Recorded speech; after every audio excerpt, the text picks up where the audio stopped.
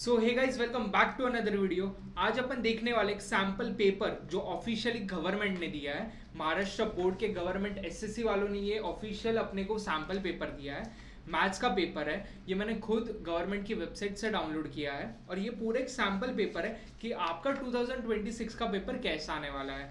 तो अब भी जाके सब्सक्राइब करो और लाइक बटन दबा दो ताकि हमको और मोटिवेशन मिले और ऐसे वीडियोस के लिए। और अगर इस पेपर को आप डाउनलोड करना चाहते हो तो इस नीचे दिए गए व्हाट्सएप कम्युनिटी को ज्वाइन करो। मैं वहाँ पे पूरा मटेरियल डालता रहता हूँ कि जो जो इंपॉर्टेंट चैप्टर्स रहते हैं, प्रीवियस ईयर क्वेश्चंस रहते हैं, जो भी रहता है वो वहाँ पे आता है। तो प्लीज अभी जाके उस कम्युनिटी को ज्वाइन कर दो। और अभी चलो अपन देखते हैं मैथ्स का एसएससी का पेपर। ये एल्जिब्रा का सेक्शन है। आपको जैसे पता है कि पेपर पैटर्न मैंने ऑलरेडी एक्सप्लेन कर दिया ये सॉल्व वाले वीडियो में, जहाँ पे मैंने 2025 का पूरा पेपर सॉल्व करके आपको दिखाया था, एक टॉपर का एनालिसिस। तो अभी अपन देखते हैं कि इसमें ये सैम्पल पेपर जो अपने को दिया है ये एक्चुअली 2024 का है। मतलब ये PYQ ही है बट 2024 का है। तो ये अपने को गवर्नमेंट ने दिया है। तो जैसे ही अपने को पता रहता है कि पहला अपना जो रहता है वो MCQ फॉर्मेट रहता है। सो ये देखो, पहला तो क्वाड्रेटिक इक्वेशन का था तो बहुत ईजी है, तो आप भी कर सकते हो क्वेश्चन। फिर दूसरा ग्राफ पे पूछा गया है लीनियर इक्वेशंस पे। देन AP पे है, फिर GSTI नंबर के कितने अल्फा न्यूमरल्स रहते हैं। तो ऐसा ये ऑलमोस्ट इजी पेपर बन जाता है। फिर सॉल्व द फॉलोइंग क्वेश्चन में ऑलमोस्ट सेम वेटेज है जो 2025 का था। तो अब भी जाकर 25 वाला भी वीडियो देख लो। और अगर आपको चाहिए तो ये दोनों का कंपैरिजन वीडियो भी मैं बना दूंगा। यहाँ पे देखो, सॉल्व द फॉलोइंग क्वेश्चन मतलब अपने जो एक एक मार्क वाले क्वेश्चन रहते हैं वो ध्यान से देखो। यहाँ पे find the value of x-5 मतलब ये अपना फर्स्ट चैप्टर का है। फिर यहाँ पे फेस वैल्यू है, सीक्वेंस नंबर है।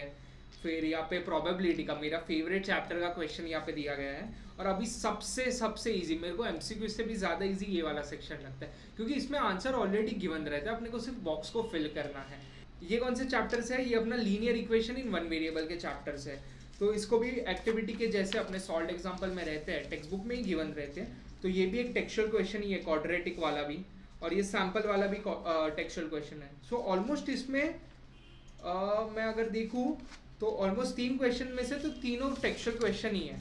फिर नेक्स्ट अपन Any4 लिखा है यहाँ पे, मतलब अपने 2 मार्क्स के क्वेश्चन बन जाते हैं यहाँ पे। ये देखो आपके टेक्स्ट बुक के एक्सरसाइज का क्वेश्चन है कि ABCD दिया गया है, क्वाड्रेटिक इक्वेशन इसका सॉल्व करके आपको x और y का वैल्यू फाइंड आउट करना है।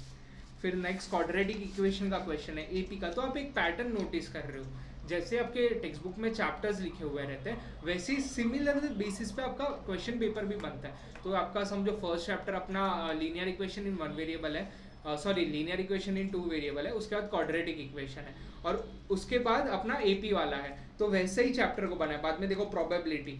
तो आपको आपके वीक चैप्टर्स और स्ट्रॉन्ग चैप्टर्स पता होने चाहिए। तो जैसे ही आपके हाथ में क्वेश्चन पेपर आता है आपको इतना पता होना चाहिए कि मेरे को कौन से चैप्टर से आता है और कौन से चैप्टर से नहीं आता है। और उसके बाद प्रोबेबिलिटी के बाद अपन देख पा रही है डिस्ट्रीब्यूशन, मतलब अपना CFD वाला है कि ग्राफ वगैरह बनाना है, अपर लिमिट क्या रहता है इसका।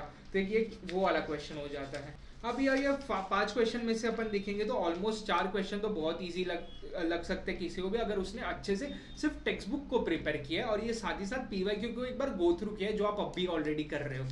अभी अपन नेक्स्ट मूव हो जाते हैं क्वेश्चन नंबर 3 A पे। ये Any1 कोई भी एक करना है, 3 मार्क के लिए पूछा गया है। ये similarly activity one of my favourite section क्योंकि बहुत इजी रहता है। इसमें मॉडल क्लास जो अपना फॉर्मूला रहता है वो डालना है। यहाँ पे प्रॉपर दी जैसे स्टेप्स आपके सॉल्व एग्जाम्पल में टेक्स्ट बुक में अगर आप अब भी खोल के देखोगे तो टेक्स्ट बुक में गिवन रहता है ये पूरा चीज़। उसको रटना भी नहीं है अपने को बस याद रखना है कि कैसे प्रोसेस को फॉलो किया गया है। फिर नेक्स्ट एक्टिविटी अपना GST वाले फाइनेंशियल प्लानिंग वाले चैप्टर्स है कि जिसमें total value of toy car दिया गया है। तो ऑलमोस्ट ये दोनों क्वेश्चन में से ये वाला क्वेश्चन एक ईजीएस्ट लगता है क्योंकि इसमें सिर्फ वैल्यूज को पुट करना था और कुछ नहीं करना था। यहाँ पे देखो total value of for toy car, तो वो तो ऑलरेडी ये लोगों ने लिख दिया। फिर टैक्सेबल वैल्यू क्या है वो इसमें से मैं ढूंढ लूंगा, और फिर प्लस, और फिर यहाँ पे जो फॉर्मूला यहाँ पे अपन लगा रहे हैं इंटू x। सो ये one of the easiest question था। अभी नेक्स्ट अपन सेक्शन B पे मूव हो जाते हैं जिसमें 2 क्वेश्चन करने 3 मार्क्स के लिए। ये वन ऑफ द इम्पॉर्टेंट हो जाता है लेकिन कुछ लोगों को डिफिकल्ट लगता है क्योंकि ये थोड़ा बड़ा हो जाता है। यहाँ पे 2 क्वेश्चन करने हैं 3 मार्क्स के लिए। अभी इसमें अपन देखते हैं कौन से पूछे। ये quadratic equation by formula method. तो अभी ये एक चीज़ अपने को पता चल गई कि फॉर्मूला मेथड जो है वो 3 मार्क्स के लिए आ सकता है। तो आप प्रिपरेशन भी वैसे ही करो, छोटे छोटे सम्स जब कर रहे हो तभी ऐसा माइंडसेट में रखो कि 1 मार्क या 2 मार्क के लिए आने वाला है। फिर क्रेमर्स रूल अपना फेवरेट और वन ऑफ द इजीएस्ट। फिर नेक्स्ट अपना ओके फाइनेंशियल प्लानिंग, फिर प्रोबेबिलिटी देखो सेम रिपीटेटिव क्वेश्चंस ही है। अभी बाद में फोर्थ क्वेश्चन एनी टू, ये 4 मार्क के लिए आ गया। सो इसमें से तो अब एक याद रख लो कि फ्रीक्वेंसी पॉलीगॉन वाला, ये ग्राफ वाला, हिस्टोग्राम वाला आएगा मतलब आएगा। तो 4 मार्क के लिए ये प्रिपेयर करके ही जाना। 4 मार्क्स अगर जेब में चाहिए तो ये पॉलीगॉन और हिस्टोग्राम वाला करके ही जाना, बहुत ईजी रहता है।